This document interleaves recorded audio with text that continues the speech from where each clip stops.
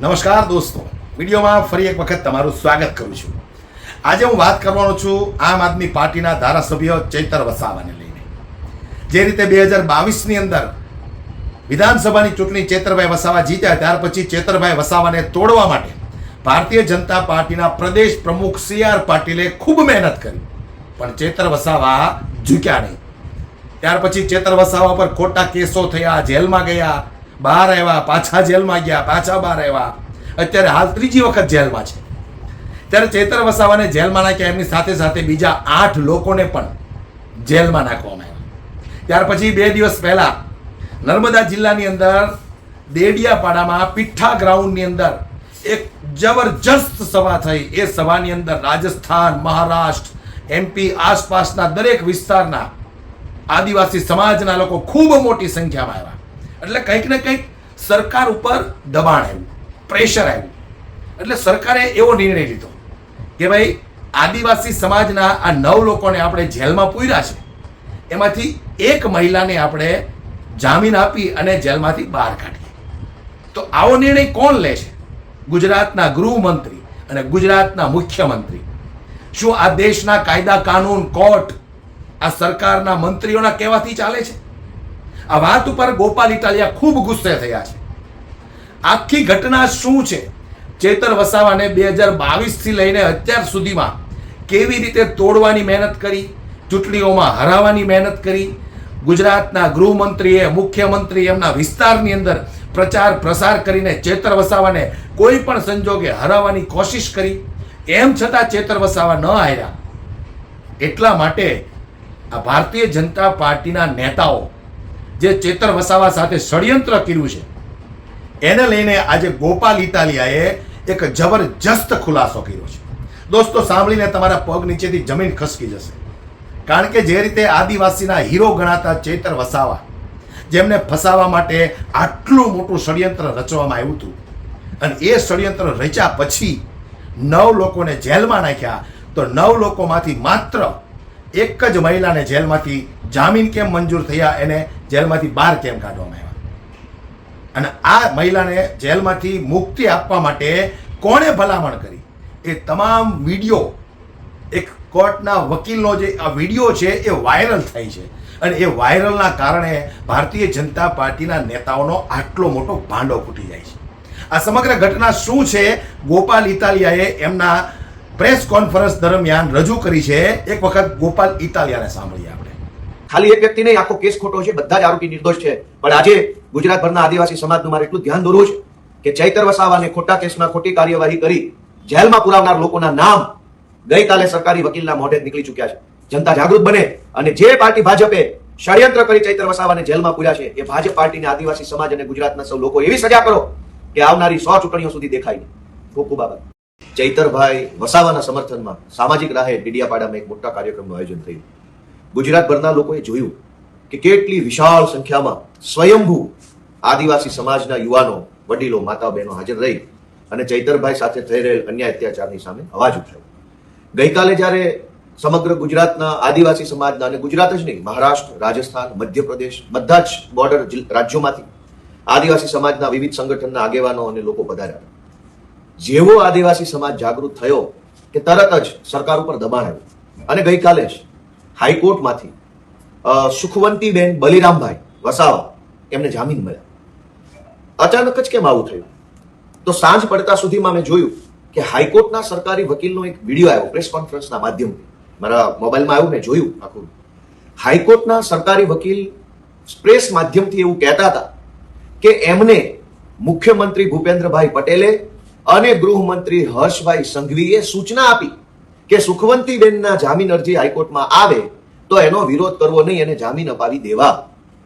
આ વાત કેટલી ગંભીર છે? બહુ જ ગંભીર બાબત છે. કેમ કે ભારતના બંધારણમાં સ્પષ્ટ રીતે ન્યાયતંત્ર, કારોબારી અને વહીવટી તંત્રને અલગ કરેલું છે. લેજિસ્લેટિવ, એક્ઝિક્યુટિવ અને જ્યુડિશિયરી. ક્યારેય પણ લેજિસ્લેટિવ માણસ, વૈધાનિક પદ ઉપર બેઠેલો માણસ, ચૂંટણી લડીને ચૂંટણી જીતીને બેઠેલો માણસ ન્યાયતંત્રમાં રહેલા વ્યક્તિને સીધી સૂચના નથી આપી શકતો કાયદા પ્રમાણે, બંધારણ પ્રમાણે.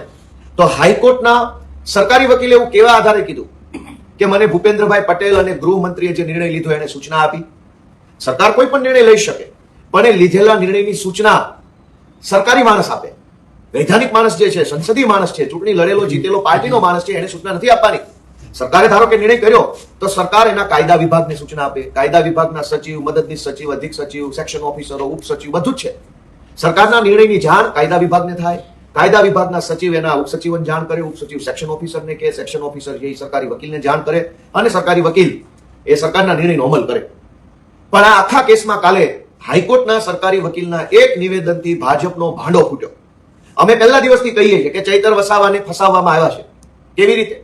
કે સૌથી પહેલા ચૈતર વસાવા જ્યારે 2022ની વિધાનસભાની ચૂંટણી જીત્યા એ વખતે ભાજપના પ્રદેશ પ્રમુખ પાટીલે એને પક્ષપલટો કરાવવા માટે ખૂબ મહેનત કરી, પણ ચૈતર વસાવાએ એની વાત માની નહીં. પક્ષપલટો કરવામાં એ માન્યા નહીં, તો એને ખોટી રીતે જેલમાં પૂરવામાં આવ્યા, ખોટી એફઆઈઆર કરવામાં આવી. એ પછી તે ચૈતર વસાવા પક્ષપલટો કરવા માટે ભાજપમાં જોડાવા તૈયાર ન થયા, તો અહીંયા ગૃહમંત્રીની સભાઓ થઈ કે હવે ચૈતર વસાવાને ચૂંટણીઓમાં હરાવી દઈએ. ગૃહમંત્રીની બે વખત સભાઓ થઈ. એ પછી પણ ચૈતર વસાવા નમતું ન મૂક્યું તો કેન્દ્રીય ગૃહમંત્રીની ડેડિયાપાડામાં સભાઓ થઈ. એ પછી પણ ચૈતર વસાવાએ સરેન્ડર ન કર્યું તો દેશના વડાપ્રધાનની ડેડિયાપાડામાં સભા થઈ. એ પછી પણ ચૈતર વસાવાને ચૂંટણીમાં હરાવી શકાયા નહીં. દેશના વડાપ્રધાન, દેશના ગૃહમંત્રી, રાજ્યના ગૃહમંત્રી, રાજ્યના મુખ્યમંત્રી બધા જ લોકોએ ડેડિયાપાડામાં આવી ચૈતર વસાવાને ચૂંટણી હરાવવાની કોશિશ કરી. પણ ચૈતર વસાવાની લોકપ્રિયતા એટલી બધી અભૂતપૂર્વ છે કે આખી નર્મદા જિલ્લા પંચાયતની અંદર એક તરફી મતદાન કરી ચૈતરભાઈના નેતૃત્વમાં જિલ્લા પંચાયત બનાવી આપી. એ પછી ભાજપને એવું લાગ્યું કે ચૈતર વસાવાને ચૂંટણીમાં નહીં હરાવી શકાય, હવે એને અદાલતમાં હરાવવો પડે, જેલની સજા કરાવવી પડે. તો ષડયંત્ર થયું અને ગઈકાલે સરકારી વકીલે જ કીધું કે મુખ્યમંત્રી ભૂપેન્દ્ર પટેલ અને હર્ષ સંઘવીને આ બધી જ વાતની જાણ છે. એણે જ સૂચનાઓ આપી સરકારી વકીલોને, એણે જ સજા પડાવવા માટે થઈ પોલીસને, વકીલને, સાક્ષીને, પંચોને વગેરેને સૂચનાઓ આપી અને એણે જ આખે ખોટી ઘટનાક્રમની અંદર એક ચૂંટાયેલા ધારાસભ્યને જેલમાં પુરાવાનું કામ કર્યું. એ વાતનો ભાંડો ફૂટી ગયો. શું કામ? કે ચૂંટણીમાં હરાવી શકાયા નહીં ચૈતર વસાવાને, તો અદાલતમાં હરાવવા માટેનું ષડયંત્ર થયું. મારે સ્પષ્ટ રીતે ગુજરાતભરની જનતાને એમ કહેવું છે કે હાઈકોર્ટના સરકારી વકીલ એવું કહે છે કે એમને હર્ષ સંઘવી અને ભૂપેન્દ્રભાઈ પટેલે સૂચના આપી ચૈતર વસાવાના કેસમાં. આ કેટલું વ્યાજબી છે? હાઈકોર્ટના વકીલો એ જો સીધા મુખ્યમંત્રીનું નામ લઈને, ગૃહમંત્રીનું નામ લઈને વાત કરતા થઈ જાય તો ન્યાયતંત્રની નિષ્પક્ષતા ક્યાં આવી? હાઈકોર્ટના સરકારી વકીલે એમ કેવું જોઈતું હતું કદાચ કે સરકારની સૂચના છે, વિભાગની સૂચના છે, અધિકારીઓની સૂચના છે, એવું બોલે તો વાત વ્યાજબી હતી. પણ હાઈકોર્ટના સરકારી વકીલ નામજોગ કે હર્ષ સંઘવીએ સૂચના આપી, એનો અર્થ એ થયો કે હર્ષ સંઘવી હાઈકોર્ટની અંદર પણ હસ્તક્ષેપ કરે છે. કોર્ટ કચેરીના કામકાજમાં ભૂપેન્દ્રભાઈ અને હર્ષ સંઘવીનો હસ્તક્ષેપ છે, આવો અર્થ કાઢવાનો. આખા ષડયંત્રનો ભાંડો ફૂટ્યો છે કે ચૈતર વસાવાને અને અન્ય તમામ ખેડૂતોને નિર્દોષ હોવા છતાં પણ ફસાવવામાં આવ્યા છે. અને હર્ષ સંઘવીએ સૂચના આપી તો એક સુખવંતીબેન છૂટ્યા, તો હર્ષ સંઘવીએ બીજા બધાની સૂચના કેમ ન આપી? બીજા ખેડૂતો પણ નિર્દોષ છે, માત્ર સુખવંતીબેન નહીં. રમેશભાઈ છે, બલિરામભાઈ છે, શકુંતલાબેન છે અને જીતુભાઈ છે, આ બધા જ નિર્દોષ છે. આ બધાની સૂચના કેમ ન આપી? ખાલી એક વ્યક્તિ નહીં, આખો કેસ ખોટો છે, બધા જ આરોપી નિર્દોષ છે. પણ આજે ગુજરાતભરના આદિવાસી સમાજનું મારે એટલું ધ્યાન દોરવું છે કે ચૈતર વસાવાને ખોટા કેસમાં ખોટી કાર્યવાહી કરી જેલમાં પુરાવનાર લોકોના નામ ગઈકાલે સરકારી વકીલના મોઢે નીકળી ચૂક્યા છે. જનતા જાગૃત બને અને જે પાર્ટી ભાજપે ષડયંત્ર કરી ચૈતર વસાવાને જેલમાં પૂર્યા છે એ ભાજપ પાર્ટીને આદિવાસી સમાજ અને ગુજરાતના સૌ લોકો એવી સજા કરો કે આવનારી 100 ચૂંટણીઓ સુધી દેખાય. આ વિડીયો સાંભળ્યા પછી તમારું શું કહેવું છે મને કોમેન્ટ બોક્સમાં કોમેન્ટ કરીને જરૂરથી જણાવજો કે ચૈતર વસાવાને અને બાકીના 9 લોકોને ખોટી રીતે ફસાવવામાં આવ્યા છે. આ ભારતીય જનતા પાર્ટીનું એક ષડયંત્ર છે. શા માટે ચૈતર વસાવાને ફસાવવામાં આવ્યા છે આ વિશે તમે શું જાણો છો મને કોમેન્ટ બોક્સમાં દોસ્તો કોમેન્ટ કરીને જરૂરથી જણાવજો. જય હિન્દ.